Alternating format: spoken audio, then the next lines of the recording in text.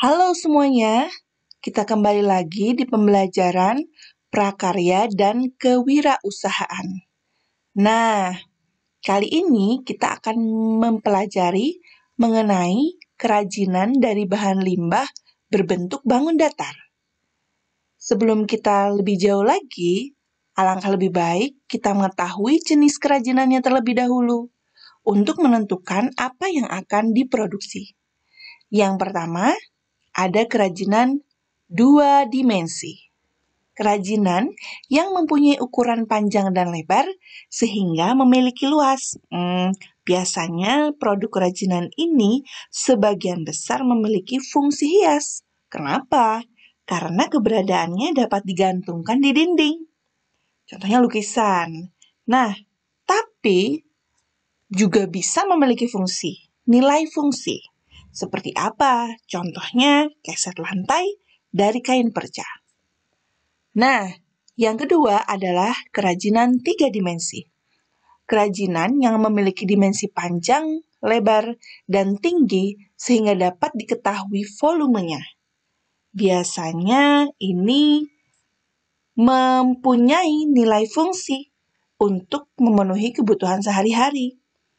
Contohnya apa? Contohnya banyak sekali. Ada keranjang, wadah, tas, dan lain sebagainya. Oke, lanjut. Yang kedua.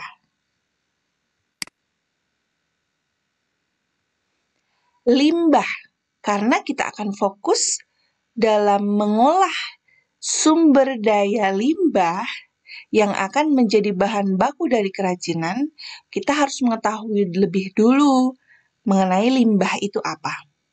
Limbah adalah barang-barang sisa pakai yang sudah tidak digunakan lagi. Atau kita bisa menyebutnya dengan sampah. Nah, tentu sampah-sampah ini berwujud macam-macam. Ada yang plastik bekas, kaleng bekas, kain perca, kertas, sisa-sisa makanan. Nah, tentu kategorinya juga berbeda. Ada 2 kategori atau jenis. Yang pertama, limbah organik. Limbah yang berasal dari jaringan organisme dan umumnya mudah untuk diuraikan. Nah, artinya ini akan cepat hancur, jadi aman. Kalau misalkan ini dibiarkan, tapi kalau dibiarkan juga menumpuk juga ya, tidak bagus di pemandangannya. Oke, limbah anorganik. Ini adalah limbah yang berasal dari bahan-bahan non-hayati dan umumnya akan sulit untuk diuraikan. Ini bahaya karena bisa sampai bertahun-tahun lamanya bisa hancur sehingga membahayakan bumi kita dan bisa menjadikan racun. Contohnya apa saja? Contohnya plastik. Nah, plastik ini biasanya menjadi permasalahan karena produksi plastik di dunia sudah tidak bisa ditolak karena semua makanan-makanan, utamanya makanan kemasan, sudah menggunakan kemasan plastik. Oke, selanjutnya pengolahan limbah. Pengolahan limbah ini kita berpedoman pada 3R, yaitu reduce, reuse, dan recycle. Nah, reduce ini adalah upaya untuk mengurangi timbunan sampah.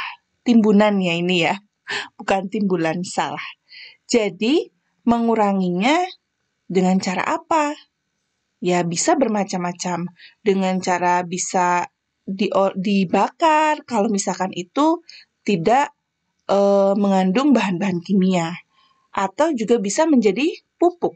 Nah, lalu reuse, menggunakan kembali bahan atau material agar tidak menjadi sampah. Menggunakan kembali bahan atau material agar tidak menjadi sampah, contohnya apa?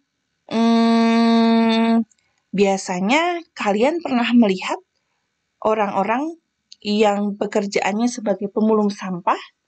Nah, itu ada yang sampah-sampahnya dipilah.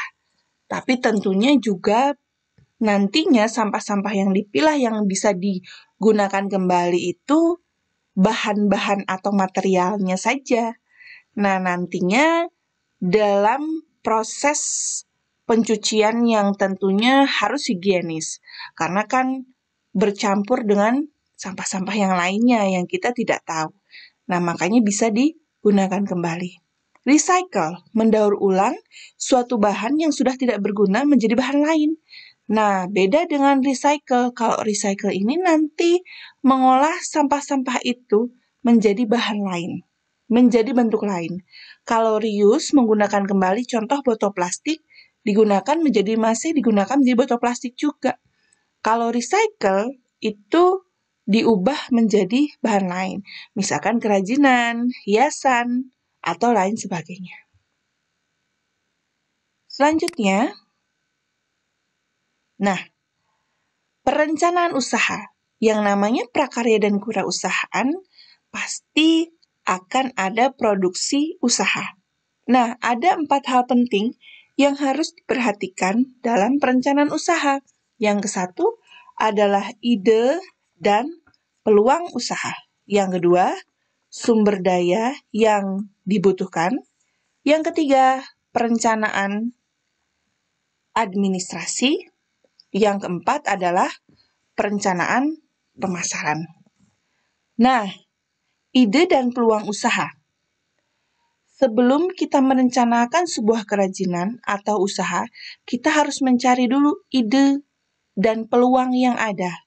Tentu ini biasanya melalui riset. Riset itu apa? Riset adalah mencari data tentang jenis limbah yang akan digunakan sebagai bahan baku. Jadi yang paling utama awal itu adalah mencari ide dan peluang usaha dengan melalui riset. Risetnya bisa berbagai macam, bisa menggunakan angket, bisa wawancara, terjun ke lapangan, dan lain sebagainya. Nah, sumber daya yang dibutuhkan itu adalah bahan baku, lalu manusianya itu sendiri, dan lain sebagainya. Nanti kita akan lebih jelas lagi di slide berikutnya. Yang ketiga, perencanaan administrasi itu harus karena berupa laporan-laporan dan catatan. Yang keempat adalah perencanaan pemasaran yang nantinya ditujukan untuk penjualan produk. Nah, produk desain sebuah usaha kerajinan ini, produknya berpedoman pada kualitas tema, fungsi, estetik, dan etika. Harus sesuai temanya, mau temanya apa ya? Sesuai dengan peluangnya. Fungsinya untuk apa? Jadi harus jelas. Estetik, nilai estetik itu apa sih? Nah, nilai estetik itu ide yang harus diaktualisasikan atau diwujudkan yang memiliki karakteristik identitas atau bisa dikatakan sebagai unik, punya keunikan, itu estetik. Dan etika, ternyata sebuah produk juga harus memiliki etika loh, bukan cuma sekedar perilaku kita. Nah, etika yang seperti apa? Jadi, konsep etika ini adalah sebuah pertimbangan yang diperlukan agar sebuah produk itu dapat diterima oleh masyarakat berdasarkan nilai-nilai budaya yang dianutnya. Jadi, tidak boleh sampai istilahnya tuh mengandung sara, mengandung pornografi, atau melecehkan produk lain, dan lain sebagainya. Jadi, harus sesuai ya. Oke, selanjutnya. Nah, setelah itu kita akan menuju persiapan perencanaan desain produk. Alurnya adalah setelah kita melakukan riset tadi, mencari ide dan peluang, kita mengeksplorasi bentuk. Eksplorasi bentuk dari produknya. Mau seperti apa bentuknya? Mau memiliki nilai fungsinya seperti apa? Disesuaikan dengan kebutuhan konsumen tentunya. Karena yang akan kita targetkan adalah supaya produknya itu bisa dimanfaatkan oleh masyarakat dan bisa dibeli. Nah, tentunya risetnya harus sesuai, bentuknya harus sesuai dengan riset maksud saya. Oke, lalu nanti akan menghasilkan ide produk. Jadi ide produk ini berdasarkan dari riset, lalu eksplorasi bentuk, memilih-milih bentuknya mau seperti apa, setelah itu muncullah ide produk. Nah, setelah itu kita kembangkan. Nah, jadi pada saat pengembangan ini, biasanya pengembangan ini membutuhkan beberapa pertimbangan. Nah, pertimbangan misalkan pemilihan desainnya, lalu apakah nantinya targetnya sesuai atau tidak. Jadi banyak hal yang mesti dipertimbangkan. Nah, ini juga sangat penting ya. Seorang wirausaha dalam membuat sebuah produk atau memilih sebuah produk tidak asal-asalan. Itulah gunanya literasi. Jadi harus banyak membaca. Membaca itu bukan hanya sekedar membaca buku, tapi juga bisa membaca peluang dari lingkungan, dari menonton, dari belajar dari orang lain, dari sering bersosialisasi dengan orang lain, jadi kita bisa membaca peluang. Dan akhirnya nanti akan menghasilkan prototipe produk. Nah, jadi nanti akhirnya akan menghasilkan prototipe produk. Artinya, desain produk itu bisa terbentuk secara sempurna. Oke, tahapan perancangan desain ini tadi ya, persiapan. Setelah persiapan itu pengembangan. Lalu produksi. Setelah pengembangan itu kita bisa memproduksi karena sudah ada prototipe produknya. Lalu kita hitung biaya produksinya dan sampai di laporan keuangan. Atau seperti yang tadi kita bicarakan bahwa ada yang namanya perencanaan administrasi. Nah, fakta luar biasa, jika perajin ingin sukses dalam berbisnis, ia perlu mempelajari segala macam literasi untuk dijadikan inspirasi bentuk desain yang diinginkan pasar. Betul kan kata saya? Oke, selanjutnya. Produksi itu bagaimana sih? Nah, produksi tentunya kan menghasilkan sebuah produk. Yang harus diperhatikan adalah 3. Yang pertama, pemilihan bahan baku. Yang kedua, persiapan alat. Yang ketiga adalah teknik pengerjaan. Nah, pembuatan produk di persiapan bahan baku ini tentu harus betul-betul sesuai dengan yang akan direncanakan. Bahan harus dalam kondisi siap dikerjakan sesuai dengan alat dan fasilitas produk. Yang kedua, persiapan alat. Nah, dalam pembuatan karya kerajinan dibedakan menjadi 2, yaitu membedakan berdasarkan bahan baku dan peralatan pelengkap yang mendukung. Peralatan tersebut dapat berupa alat manual atau alat yang menggunakan mesin. Jadi, kita bisa menentukan mau manual atau dengan menggunakan mesin, tergantung pada kerajinan yang akan kita buat. Yang ketiga, teknik pengerjaan. Nah, pada tahapan ini, produk memerlukan ketelitian dan kecermatan agar hasil yang didapat sesuai dengan konsep awal desain. Dalam proses ini, kerajinan yang diproduksi menggunakan tingkat keahlian dan keterampilan yang tinggi. Jadi, disesuaikan sama teknik pengerjaannya dengan cara menempel, menggunting, menjahit, menganyam, atau lainnya. Selain produksi, di dalam kategori produksi ini ada yang namanya biaya produksi. Jadi, biaya produksi itu apa? Biaya produksi itu adalah total biaya yang dikeluarkan oleh perajin yang meliputi bahan baku, tenaga kerja, dan biaya tambahan. Jadi, biaya produksi ini yang akan menentukan berapa nantinya harga jual yang ditentukan. Jadi, dalam menentukan harga jual itu tidak sembarangan, saya mau menjual harganya inilah. Nah, jadi seginilah gitu. Dengan kira-kira, dengan spekulasi kalau dalam bahasa ekonominya. Perkiraan, tapi dengan sembarangan, tidak ada dasarnya. Itu tidak boleh.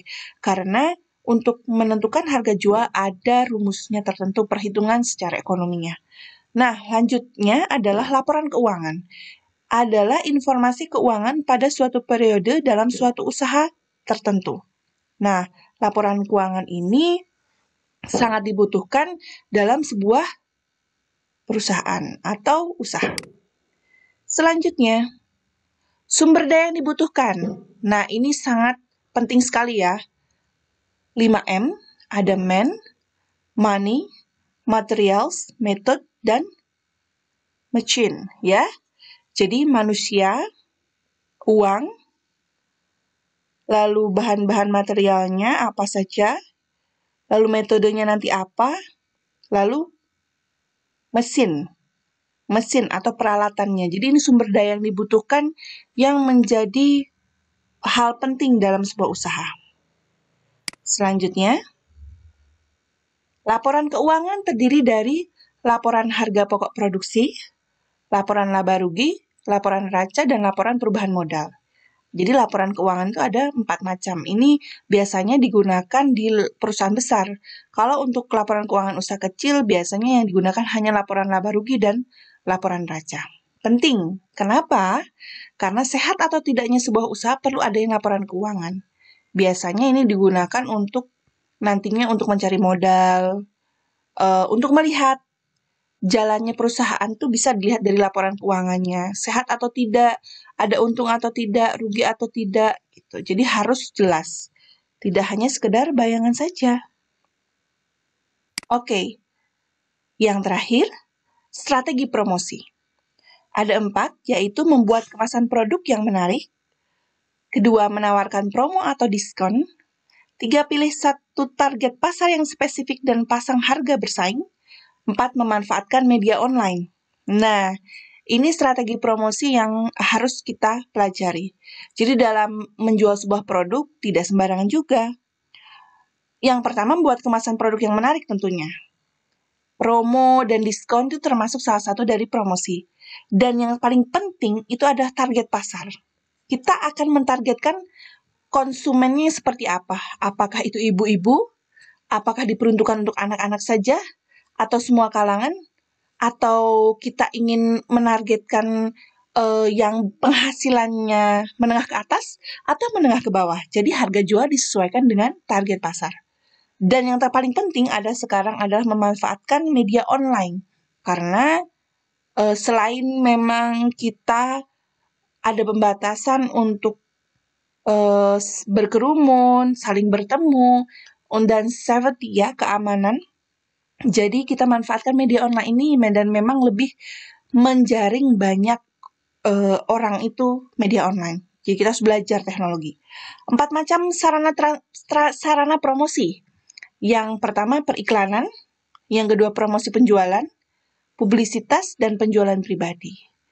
Jadi yang menjadi sarana promosi bisa periklanan di media sosial, promosi penjualan, ya pokoknya ini keempat ini bisa mencakup dalam media sosial. Kalau penjualan pribadi, mungkin ini misalkan door to door seperti itu ya, antara teman dengan teman, atau istilahnya itu secara langsung seperti itu, ya. Seperti halnya SPG ya, sales itu maksud secara penjualan secara langsung. Oke, mungkin cukup kali ini penjelasan di kerajinan limbah bangun datar. Apabila ada pertanyaan, nanti bisa disampaikan di kolom komentar. Terima kasih.